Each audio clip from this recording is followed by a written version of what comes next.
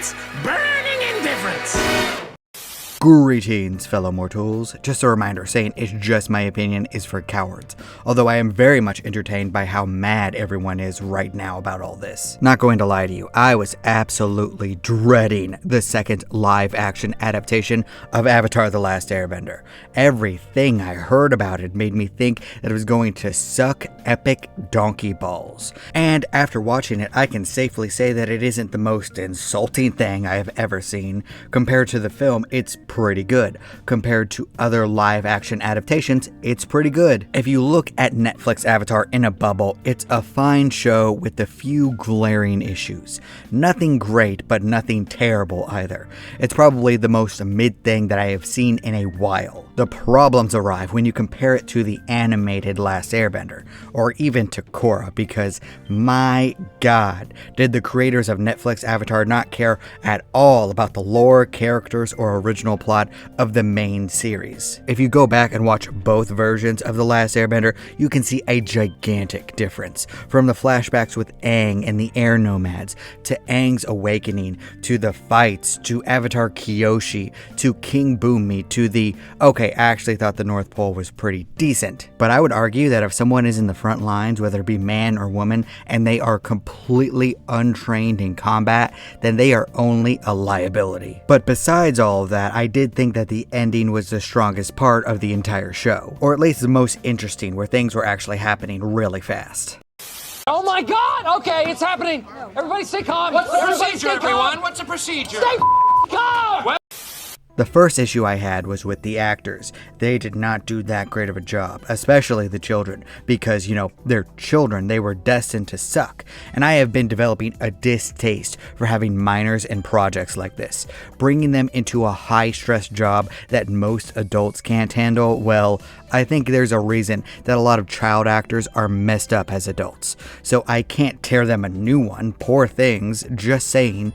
Maybe it was a good idea to have adult professional voice actors play children instead of having real kids in something. The next thing that I took notice of was the bending. Now this one I'll be a little bit kind to. I pity CGI artists. They are underappreciated, underpaid, and overworked. The effects were fine, but a lot of the martial arts were toned down because the people involved were children or actors who were not martial artists. So it kind of just became a magic contest. A lot of focus on the elements instead of the actual martial arts behind the elements. It's not something that I would notice in a vacuum, but if you look at any scene from the animated series to the live action series, you can see the differences in movement, expressions, and liveliness, plus the technique overall.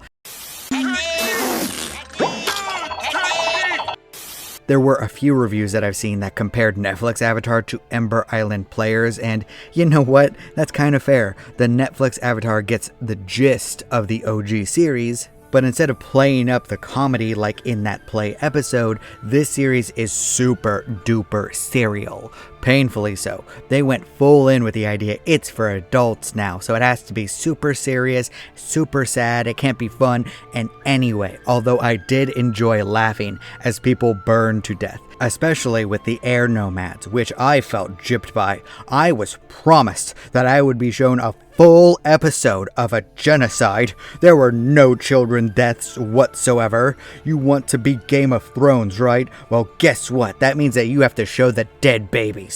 Don't be this middle ground nonsense. All of this was a joke, by the way. I'm not that serious about it. My wife gave me a very interesting quote about the Netflix series. It feels like when a kid comes up to you and tells you the plot of their favorite show. They take the story beats and character out of it with a basic outline. And yeah, there were about 100 different times in the first episode alone where I thought, this character wouldn't say that. Basically, no one is anywhere the same person as their animated counterpart, other than Aang, who specifically told me that he likes to play airball, eat banana cakes, and goof off with his friends.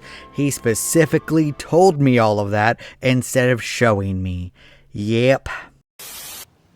Right. And all that being said, Netflix Avatar is at its strongest when you completely ignore the original series. If I had no knowledge of Avatar The Last Airbender before this, I would have enjoyed the live action show a lot more. The magic, martial arts, lore, setup, and characters would have been super interesting. Every single character would have dragged me into the series because I did, in fact, find them interesting. It's just that not one of them were in any way close to how they were in the original show. They were not the same people, but I wouldn't say that they were poorly written people. They were just different, like with Kyoshi. If I wasn't thinking about Avatar Roku the entire time that she was on screen, I would have really enjoyed seeing her because she is awesome, which really makes me wonder why in the flying hell they didn't just make an Avatar Kyoshi show. I'm not kidding you. There are books to adapt. Do that. Why didn't you do that? Please do that. Please, no more of this. Okay, it's fine. I will say that the sets, backgrounds, and people do look like their counterparts for the most part, and the outline of the plot is still strong.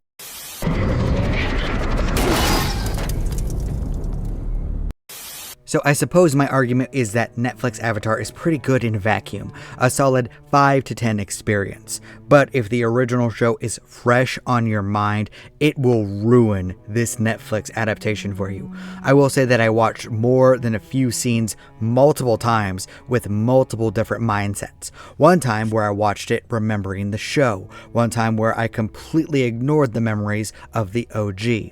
One time where I compared each of the scenes beat by beat next to each other, and the best experience was when I ignored the original animation. I had actual fun seeing what the showrunners were trying to accomplish here. Especially with Azula. It's fantastic as long as you realize that this chick isn't anywhere close to being the same person as the girl from the cartoon. But watching her without thinking about the original Azula is interesting to see what they're going to do and what they're going to change. Because at this point they should just go a radically different direction. Completely change everything. Do Scott Pilgrim takes off, but just make sure to advertise that going forward. The showrunners obviously want their own thing, which is fine. Just forget everything from both Last Airbender and Korra, because all of that information doesn't matter. It doesn't matter what you think! And I'm not kidding here. I think that they should go fully nuts and do a completely different plot for season 2. Don't follow book 2 from the cartoon. Just do your own thing. Go darker, go deeper, go weirder, because side by side with the cartoon, this is just an inferior version, because everything would be an inferior version compared to the original Last Airbender. The original show is almost perfect. In all honesty, even something that follows the cartoon beat by beat, scene by scene, as faithfully as possible is always going to be worse. Live action One Piece is still an inferior version to the manga, but it made more fans of the original. Same thing with live action Yu Yu Hakusho. I liked both series, but both are not the best way to experience the story. So why not do something interesting and take it a completely unique way? There will be a bunch of people that hate it, but if you're being honest about what you're going to do and say that it is a different timeline, a what if scenario, then I think people would be a lot more interesting and a lot more willing to give you a shot. Unless all of this is just advertisement for more things to come. There are more animated Avatar products coming out soon, movies and series, so maybe Nickelodeon wouldn't want an alternate timeline. Maybe they view this as advertising for the original and for the new projects. If that's the case, it worked. Avatar is on everyone's mind now. I'm interested in more stuff from this universe, especially an Avatar Kyoshi show. Do it, you cowards. Just give her her own show. I bet you won't. You won't put your money where your mouth is and give the people what they want. So, long story short, Netflix Avatar, mid. Go nuts with this alternate timeline. Kyoshi is the best. You're welcome to disagree with all this. That's fine. After all, everyone is entitled to their objectively wrong opinion. I shouldn't have said that. I should not have said that. I shouldn't have said that. Hey, do you like stories about an interconnected world? Then consider giving my LPCO books a try. They are all connected in some way, but you can jump in at any point, unless it's a series. Then you have to start at the beginning. But I got 3 books out right now and 3 coming next year. You will not have to wait long for content. Either way, thank you. I appreciate you. Do not despair.